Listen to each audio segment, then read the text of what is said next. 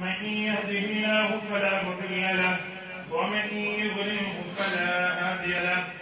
قال الله تبارك وتعالى في كتابه المجيد والفرقان الحميد: أعوذ بالله من الشيطان الرجيم. بسم الله الرحمن الرحيم. يوم تبيض وجوه وتسود وجوه. صدق الله العظيم وبلغنا رسوله النبي الأمي الكريم، ونحن على ذلك من الشاهدين والشاكرين، والحمد لله رب العالمين.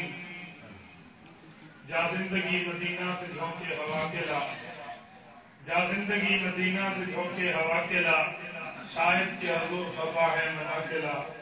کچھ ہم بھی اپنا چہرہ باطن سنوارے لیں. ابو بکر سے وہ آنی نے عشق و وفا کے لا. دنیا مسلمان پر بہت ہی تنگ ہو گئی. فاروق اعظم کے دور کے وہ نقش خدا کے لا، جن سے گناہ نے ہمیں محروم کر دیا.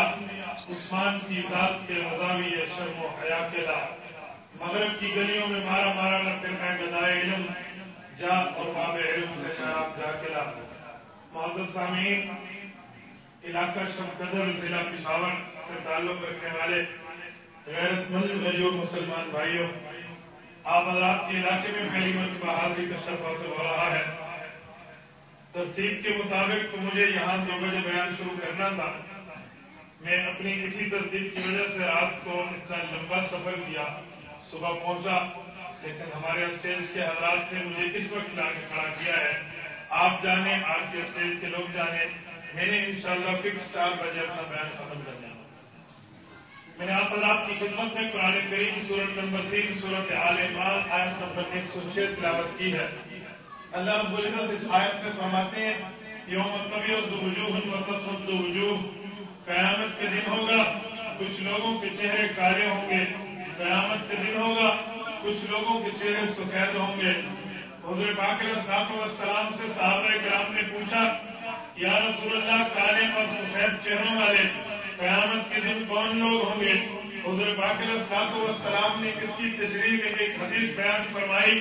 حضرت امام سیوطی نے عبد المنصور نے، حضرت امام نسوی نے تفسیر مدارک میں، امام الدین دمشقی نے تفسیر ابن کثیر میں، ابو بکر قرطبی نے الجامع الاحکام کے اندر، قاضی ثناء اللہ نے تفسیر منظری کے اندر ان 5 تفاسیر میں اس روایت کو نقل کیا ہے. حضور پاک علیہ السلام نے فرمایا: جن لوگوں کے چہرے کالے ہوں گے یہ لوگ اہل بدعت ہوں گے، جن لوگوں کے چہرے سفید ہوں گے وہ اہل سنت والجماعت ہوں گے. آپ اور ہم اہل سنت والجماعت ہیں، اور مجھے موضوع اسٹیج سے ملا ہے عظمت علماء دیوبند.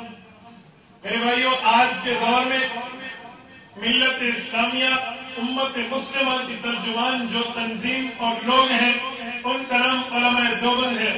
میں دیوبند کی عظمت کو کیسے سلام پیش کروں، بلکہ دیوبند تو وہ لوگ ہیں جو حقیقی معنوں میں دین کو بچانے والے ہیں. میرے بھائیوں، یاد رکھنا، ہمارے استاد محترم ایک مثال دے کر فرماتے ہیں: اللہ رب العزت نے دین بھیجا ہے تو ایسے نہیں بھیجا، بلکہ اپنے پیغمبر پر اتارا ہے. رسول اللہ نے یہ دین حضور پاک پہ اتارا ہے.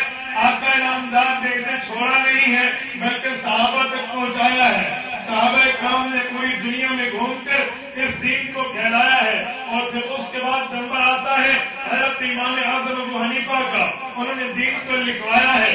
پھر نمبر ہے علماء دیوبند کا. جب اللہ دین اتار چکے، رسول اللہ دین مکمل فرما چکے، صحابہ کرام دین مضبوط کر چکے، امام اعظم دین لکھوا چکے، پھر علماء دیوبند نے دین اتارنا بھی نہیں تھا، علماء دیوبند نے دین مکمل کرنا بھی نہیں تھا، علماء دیوبند نے دین کو مضبوط کیا کرنا تھا وہ تو نبی کے صحابہ کہہ گئے ہیں. علماء دیوبند نے دین کو لکھوانا بھی نہیں تھا، وہ تو امام اعظم ابو حنیفہ لکھوا گئے ہیں. پھر دیوبند کا کام کیا ہے، دیوبند کی ذمہ داری کیا ہے، دیوبند کا فرض منصبی کیا ہے؟ میرے بھائیو، یاد رکھنا، قرآن پاک بتاتا ہے یمیز اللہ الخبیث من الطیب. اللہ پاک کی صفت یہ ہے، اللہ پاک پلیتی سے، اللہ پاک گندگی کو جدا کر دیتے ہیں، اللہ پاک پاک چیزوں سے ناپاک چیزوں کو جدا کر دیتے ہیں، حلال چیز کو حرام چیز سے جدا کر دیتے ہیں. اللہ نے یہی کام علماء دیوبند سے لیا ہے، دارالعلوم دیوبند سے فیض یافتہ علماء دیوبند نے یہ کردار دنیا میں ادا کیا کہ جو آدمی بدعت لے کر آیا علماء دیوبند نے اسے بھی ہٹا دیا ہے، جو آدمی الحاد لے کر آیا ہے اسے بھی ہٹا دیا ہے۔ بدعت کمانا دین کو بڑھا دینا، الحاد کمانا دین کو کم کر لینا، علماء دیوبند نے یہ کام کیا ہے۔ اللہ رب العزت کے فضل سے انہوں نے بدعت کو بھی دین سے الگ کیا ہے، الحاد کو بھی دین سے الگ کیا ہے۔ میرے بھائیو یاد رکھنا، اللہ رب العزت نے جو قرآن پاک میں آیت اتاری، قیامت کے دن جن لوگوں کے چہرے سفید ہوں گے وہ اہل سنت والجماعت ہوں گے، اور اہل سنت کے ترجمان یہی علماء دیوبند۔ ایک بات اور بھی سمجھنا، علماء دیوبند وہ لوگ ہیں جو ہر معاملے پر مکمل دین کی بات کرتے ہیں۔ دنیا میں بعض لوگ اپنے بیٹے کو سامنے رکھ کے چلتے ہیں، دنیا میں بعض لوگ اپنے مسئلے کو سامنے رکھ کے چلتے ہیں، دنیا میں بعض لوگ اپنے محدود اور ایک دو باتوں کو سامنے رکھ کے چلتے ہیں۔ علماء دیوبند نے ایک دو مسئلوں کی بات نہیں کی، مکمل دین کی بات کی ہے، مکمل شریعت کی بات کی ہے، مکمل دین کو لے کر چلنے والوں کا نام علماء دیوبند ہے۔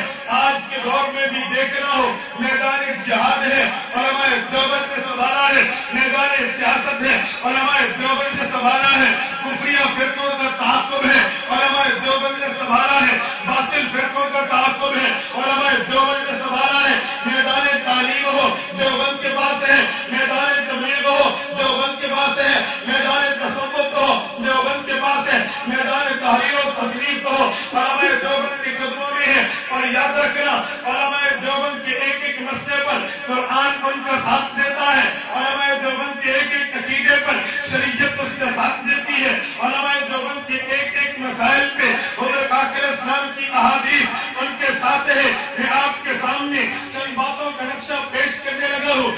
آج علماء دیوبند کہتے ہیں اللہ رب العزت ہر چیز پہ قادر ہے، علماء دیوبند کے اس دعوے پہ شریعت انہیں تنہا نہیں چھوڑتی، بلکہ دیوبند کی دعوے پہ دلیل پہ قرآن پاک دلیل یوں دیتا ہے، ان اللہ علی کل شیء قدیر۔ علماء دیوبند دعویٰ رکھتے ہیں کہ اللہ دنیا میں ہر جگہ موجود ہے، جہاں بھی جاؤ میرا اللہ ہے۔ علماء دیوبند کے اس دعوے پہ قرآن دلیل یوں دیتا ہے، وَلِلَّهِ الْمَشْرِقُ وَالْمَغْرِبُ فَأَيْنَمَا تُوَلُّوا فَثَمَّ وَجْهُ اللَّهِ۔ علماء دیوبند کہتے ہیں دنیا میں کوئی ایک بندہ ہو تو دوسرا خدا ہے، وہ دو ہو تو تیسرا خدا ہے، اس سے کم ہو یا زیادہ ہو اللہ ان کے ساتھ ہے۔ دیوبند کے اس دعوے پہ قرآن تنہا نہیں چھوڑتا بلکہ دلیل یوں دیتا ہے، ما یکون من نجوى ثلاثة الا هو رابعهم ولا خمسة الا هو سادسهم ولا ادنى من ذلك ولا اکثر الا هو معهم۔ علماء دیوبند کا دعویٰ یہ ہے کہ اللہ کے ہاتھ میں تمام قدرتیں ہیں، اللہ چاہے کسی کو بچہ دے دے، اللہ چاہے کسی کو بچی دے دے، میرا اللہ چاہے تو دونوں میرا کر دے، اللہ چاہے تو اولاد دے دے۔ علماء دیوبند کے دعوے پہ شریعت تنہا نہیں چھوڑتی بلکہ قرآن دلیل یوں دیتا ہے، یہب لمن یشاء اناثا ویہب لمن یشاء الذکور اور یزوجہم ذکرانا واناثا ویجعل من یشاء عقیما۔ علماء دیوبند کا دعویٰ یہ ہے اللہ رب العزت نے قرآن پاک کو اتارا ہے، رسول اللہ کے قرآن آ گیا ہے، اللہ پاک نے حضور پاک علیہ السلام کو جو مقام دے کر بھیجا ہے، حضور کے مقام کا مقابلہ دنیا میں کوئی اور نہیں کر سکتا کہ حضور پاک علیہ السلام کو رب نے رحمت بنا کے بھیجا ہے۔ دیوبند کے اس دعوے پہ قرآن دلیل یوں دیتا ہے، وما ارسلناک الا رحمۃ للعالمین۔ علماء دیوبند کا دعویٰ یہ ہے حضور پاک علیہ السلام دنیا میں آئے ہیں، آقا نامدار صلی اللہ علیہ وآلہ وسلم کو اللہ نے تمام چیزوں کا علم بھی عطا کیا ہے، تمام چیزوں کی معلومات بھی عطا کی ہے، لیکن حضور پاک علیہ السلام کو رب نے تمام علوم دے کے بھیجا ہے۔ عالم الغیب ہونے کی صفت میرے مولا کے ہاتھ میں ہے، علم غیب کی طاقت میرے اللہ کے ہاتھ میں ہے، ہر چیز کو جاننا میرے اللہ کے علم میں ہے۔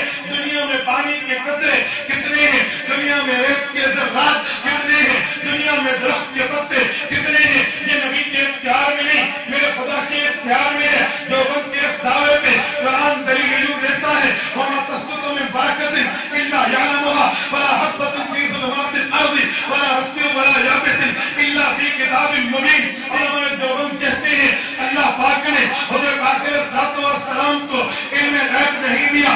اگر نبی کے پاس علم غیب ہوتا تو نبی کبھی بیمار نہ ہوتے. اور ہمیں دیوبند کے اس دعوے پہ قرآن دلیل یوں دیتا ہے لو کنت اعلم الغیب لاستکثرت من الخیر وما مسنی السوء. نے کبھی بیمار نہ ہوتا لیکن حضرت پاک علیہ الصلوۃ والسلام پہ تکالیف آئی ہے, حضرت پاک علیہ السلام پہ بیماری آئی ہے تو پتہ چلا حضرت پاک عالم الغیب نہیں ہے. دارالعلوم دیوبند والوں کا یہ دعویٰ ہے حضرت پاک علیہ الصلوۃ والسلام کو اللہ نے بڑا رتبہ دیا ہے, بڑا مقام دیا ہے, بڑی حیثیت دی ہے, بڑی ویلیو سے نوازا ہے. لیکن اتنی حیثیت مل جانے کے باوجود بھی نبی انسان ہوتا ہے. نبی کو انسان بنا کے اللہ دنیا میں بھیج دیتے ہیں. اور ہمارے دیوبند کے اس دعوے پہ قرآن دلیل یوں دیتا ہے بل انما انا بشر مثلکم, مجھے بھی انسان بنا کر بھیج دیا گیا ہے. اور ہمارے دیوبند کہتے ہیں نبی انسان ہوتا ہے. اگر امتی بھول جائے اور نبی بھی بھول جاتا ہے,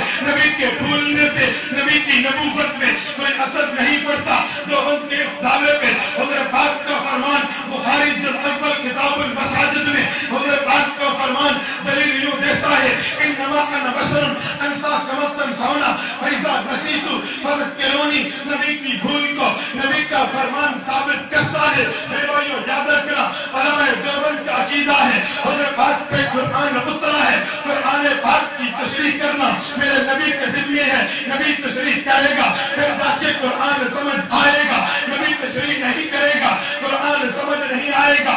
علماء دیوبند کے اس دعوے سے قرآن دلیل یوں دیتا ہے وانزلنا الیک الذکر لتبین للناس ما نزل الیہم. محبوبہ قرآن آپ پہ اترا ہے, اس کی تشریح بھی آپ نے کرنی ہے. علماء دیوبند کا دعویٰ یہ ہے کہ اللہ پاک نے نبی کو قرآن بھی دیا ہے, اللہ پاک نے نبی کو حدیث بھی دی ہے. حضرت پاک کے ذمے ہے قرآن بھی سکھانا, حضور کے ذمے ہے حدیث بھی سمجھانا. علماء دیوبند کے اس دعوے پہ قرآن دلیل یوں دیتا ہے یعلمہم الکتاب والحکمہ. نبی قرآن بھی سکھائے گا, نبی حدیث نبویہ بھی سکھائے گا. علماء دیوبند کہتی ہے نبی علیہ الصلوۃ والسلام کو اللہ نے اتنی اتھارٹی دی ہے. حضرت پاک جس چیز کا حکم کرے امت کو ماننا ضروری ہے, حضور جس چیز سے منع کرے امت کو رک جانا ضروری ہے.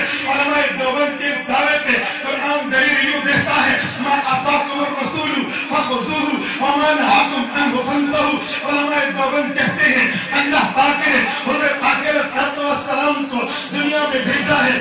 آپ علیہ الصلوۃ والسلام جب دنیا میں آئے ہیں تو حق لے کر آئے ہیں. حضرت پاک علیہ الصلوۃ والسلام کے حق کی وجہ سے پوری دنیا کا ایک ایک مذہب, پوری دنیا کا ایک ایک دین, پوری دنیا کی ایک ایک مسلک کو حضور کے نیچے کر دینا ہے, اسلام کے رتبے کو بلند کر دینا ہے. دیوبند کے اس دعوے پہ قرآن دلیل یوں دیتا ہے هو الذی ارسل رسولہ بالہدی ودین الحق لیظہرہ علی الدین کلہ ولو کرہ المشرکون ولو کرہ الکافرون ولو کرہ المشرکون. کہتے قرآن پاک نے لوگوں کے شرک کی نفی کر کے حضرت پاک کے رتبے کو بلند کر دیا ہے. علماء دیوبند کہتے ہیں اللہ پاک نے حضرت پاک علیہ السلام کو نبی بنا کے بھیجا.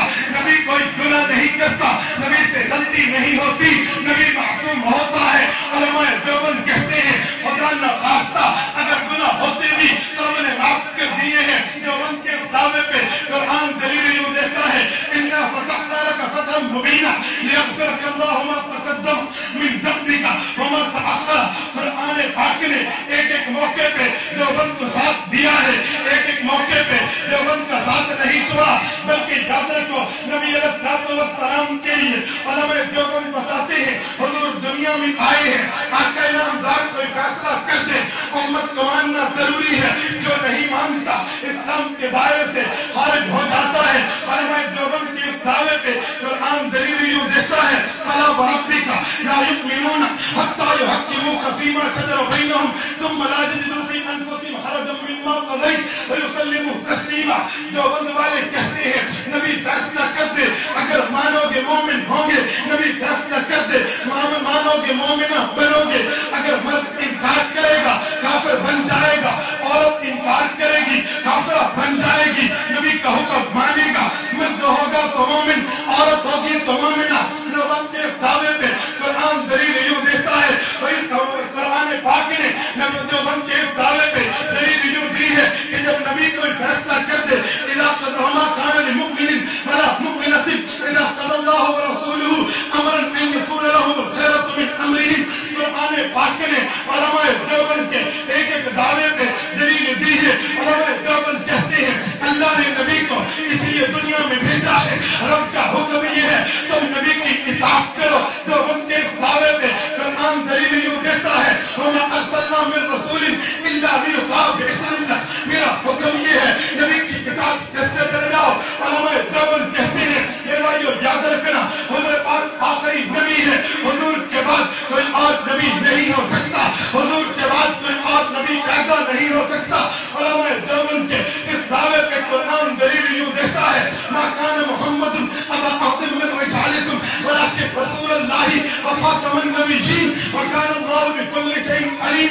علماء دیوبند کا دعویٰ یہ ہے اللہ پاک نے حضور پاک پہ قرآن اتارا ہے. حضور پاک علیہ السلام سے پہلے تو کتابیں اتری ہیں, نبی کے بعد نہ شریعت آ سکتی ہے نہ کتاب آ سکتی ہے نہ نبی آ سکتا ہے نہ صحیفہ اتر سکتا ہے.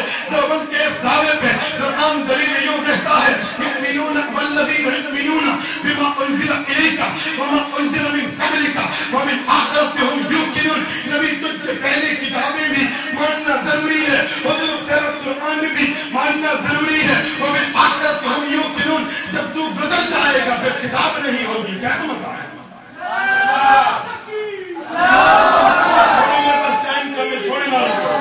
میرے بھائیو یاد رکھنا دیوبند کے ایک ایک دعوے پہ قرآن دلیل دیتا ہے. میرے بھائیو یہ تو میں نے حضرت پاک علیہ الصلوۃ والسلام کی عظمت عالیہ سے متعلق میں بات کی ہے. آئیے حضرت پاک علیہ الصلوۃ والسلام نے اپنے 23 سال میں جو جماعت تیار کی ہے اس جماعت کا نام جماعت صحابہ ہے. اس گروہ کا نام پیغمبر کے شاگرد ہے. ان لوگوں کا نام نبی کے صحابہ ہے. نبی کے صحابہ کی عظمت پہ بھی قرآن دیوبند کو تنہا نہیں چھوڑتا. دیوبندی کا دعویٰ یہ ہے نبی کا صحابی تو وہ ہے اگر اس جیسا ایمان لاؤ گے رب مومن کہتا ہے اس سے پھر جاؤ گے. اللہ کفر کی سرٹیفکیٹ عطا کرتے ہیں. دیوبند کے دعوے پہ قرآن دلیل یوں دیتا ہے فَإِنْ آمَنُوا بِمِثْلِ مَا آمَنْتُمْ بِهِ فَقَدِ اهْتَدَوْا وَإِنْ تَوَلَّوْا فَإِنَّمَا هُمْ فِي شِقَاقٍ. صحابہ ضرور بولو گے فَإِنَّمَا هُمْ فِي شِقَاقٍ. تم سے بڑا بے ایمان دنیا میں اور دیکھا بھی نہیں ہے. علماء دیوبند کا دعویٰ یہ ہے حضرت پاک علیہ الصلوۃ والسلام کے صحابہ کے راستے کو اللہ نے جنت قرار دیا ہے. صحابہ کے راستے سے ہٹو گے اللہ جہنم کو دیں گے, دوزخ کو دیں گے, کافر کو بنا دیں گے, مسلمان نہیں رکھیں گے, اچھا ٹھکانا نہیں برا ٹھکانا عطا کریں گے. دیوبند کے دعوے پہ قرآن دلیل یوں دیتا ہے وَمَن يُشَاقِقِ الرَّسُولَ مِن بَعْدِ مَا تَبَيَّنَ لَهُ الْهُدَىٰ وَيَتَّبِعْ غَيْرَ سَبِيلِ الْمُؤْمِنِينَ نُوَلِّهِ مَا تَوَلَّىٰ وَنُصْلِهِ جَهَنَّمَ وَسَاءَتْ مَصِيرًا. صحابہ کے راستے سے علیحدہ چلو گے رب جہنم دے گا, اچھا نہیں برا ٹھکانا دے گا. علماء دیوبند کا دعویٰ یہ ہے صحابہ کرام کو اللہ نے اتنا محفوظ اور معین لکھا ہے کہ ان کے ایمان کے تذکرے میرے رب نے اپنے قرآن میں کیے ہیں. جس طرح بندہ کہتا ہے میری کتاب ہے, میری اچھی لکھی ہے, میرا گھر ہے, میرے اچھا بنایا ہے, میرے لوگ ہیں اچھی تربیت کی ہے, میری اولاد ہے اچھا پڑھایا ہے, میرے شاگرد ہیں اچھا سکھایا ہے. لوگ فخر کرتے ہیں, لوگ خوشی سے بات کرتے ہیں. دیوبند والے کہتے ہیں حضرت پاک علیہ السلام کے صحابہ کو اللہ نے ایسا مومن بنا دیا تھا کہ میرے اللہ نے ان کے ایمان کو بطور دلیل کے امت کے سامنے پیش کر دیا ہے. علماء دیوبند کے دعوے پہ قرآن تنہا بھی نہیں چھوڑتا بلکہ قرآن پاک بھی ان کا ساتھ دیتا ہے. اور اللہ فرماتے ہیں میرے صحابہ کرام کو ایسا بنا دیا ہے کہ ان جیسا ایمان کسی اور کے دل میں تو نہیں ہوگا بلکہ ایمان کو خوبصورت کر کے میں نے ان کے دل میں اتار دیا ہے. وَلَٰكِنَّ اللَّهَ حَبَّبَ إِلَيْكُمُ الْإِيمَانَ وَزَيَّنَهُ فِي قُلُوبِكُمْ وَكَرَّهَ إِلَيْكُمُ الْكُفْرَ وَالْفُسُوقَ وَالْعِصْيَانَ. اللہ فرماتے ہیں میرے نبی علیہ السلام کے صحابہ کو ایمان دیا ہے, ایسے نہیں دیا خوبصورت بنا کے دیا ہے, ایسے نہیں دیا میک اپ کرا کے دیا ہے, ایسے نہیں دیا انہیں سجا کے دیا ہے کہ ان سے میرے کفر کو عصیان کو اور گناہ کو دور کر دیا ہے. لوگوں تم نے سچے دیکھ رہے ہیں فلاح کو صادق کو پیغمبر کے صحابہ ایک ایک دعوے پہ قرآن تاکید کرتا ہے. میرے بھائیو یاد رکھنا علماء دیوبند کا دعویٰ یہ ہے اللہ پاک نے جیسے نبی کی اطاعت کا حکم دیا ہے ویسے صحابہ کی اطاعت کا حکم دیا ہے, ویسے امام ابو حنیفہ سمیت ایک ایک فقیہ کی اجتہاد کے ماننے کو ایک ایک فقیہ کے تقریب کے ماننے کا حکم دیا ہے. تمہاری مرضی تم جس کو مانو, آپ اور ہم مانتے ہیں امام اعظم حضرت امام ابو حنیفہ نعمان ابن ثابت کو. یہ نعمان ابن ثابت صحابہ کا شاگرد ہے. حضرت امام اعظم تیرا اور میرا امام ہے. اس نے واصلۃ بن الاسقا پیغمبر کے صحابی کی زیارت کی ہے, انس بن مالک پیغمبر کے صحابی کی زیارت کی ہے, عبداللہ بن ابی اوفا پیغمبر کے صحابی کی زیارت کی ہے, عبداللہ بن حارث بن زبیدی پیغمبر کے صحابی کی زیارت کی ہے. اور اسی امام اعظم ابو حنیفہ نے جابر بن عبداللہ سے حدیث کا سنا کیا ہے پیغمبر کے صحابی صحابی سعد بن سعد انصاری سے پیغمبر کی حدیث کا سماع کیا ہے، حضرت عائشہ بنت عجرت سے پیغمبر کی حدیث کا سماع کیا ہے. اس امام اعظم کو بھی ماننا ضروری ہے، اس کی فقہ کو بھی ماننا ضروری ہے. دیوبند کے دعوے پہ قرآن طرح نہیں چھوڑتا، بلکہ قرآن پاک دیوبندی کے دعوے پہ دلیل یوں دیتا ہے، یا ایھا الذین آمنوا اطیعوا اللہ واطیعوا الرسول واولی الامر منکم. اے میرے لوگوں، اے ایمان والو، جیسے خدا کو مانتے ہو ویسے نبی کو مانو، جیسے نبی کو مانتے ہو ویسے فقہاء کو مانو. دیوبندی ایک ایک دعوے پہ قرآن طرح نہیں چھوڑتا، بلکہ ان کا ساتھ دیتا ہے. میرے بھائیو یاد رکھنا، علماء دیوبند کو اللہ نے مقام عطا کیا ہے، علماء دیوبند کو اللہ نے فضیلت عطا کی ہے، علماء دیوبند کو اللہ نے رتبہ عطا کیا ہے. دیوبند کی عظمت کو ترازو میں نسل یہ تو اور دور میں انمول رہا ہے. دیوبندی وہ ہے باطل کے سامنے سینہ تان کے جھانکنے کا نام دیوبندیت ہے، باطل سے ڈر جانے کا نام بزدلی ہے. بزدلی تو قریب سے بھی دیوبند کے نہیں گزری، بلکہ دیوبند کے سرخیل شیخ العالم الرسم مولانا حسین احمد مدنی کو 21 توپوں کی سلامی میں خالق دین ہال کراچی کے اندر انگریز جج نے پوچھا، میرے قلم میں تیری موت ہے، بتا تو نے فتویٰ دیا ہے. حضرت مدنی نے فرمایا فتویٰ دیا کیا ہوتا ہے، میں تو اپنی فتویٰ دیتا ہوں، تمہاری فوج میں رفتر حرام ہے. اس نے کہا تمہیں پتا ہے میں قلم گھماؤں گا پھانسی پہ لٹک جاؤ گے، تیری موت میرے قلم کے نیچے ہے. حضرت مدنی نے کمر سے کپڑا اٹھا کے کہا دیوبند سے کفن ساتھ لا. دیوبندی تو پیچھے ہٹنے والا ہے ہی نہیں. ہاں تجھے کسی نے ویسے برخلا لیا ہوگا، تجھے ویسے کسی نے بہکا لیا ہوگا. ہاں دیوبندی کے ایک ایک عقیدے پہ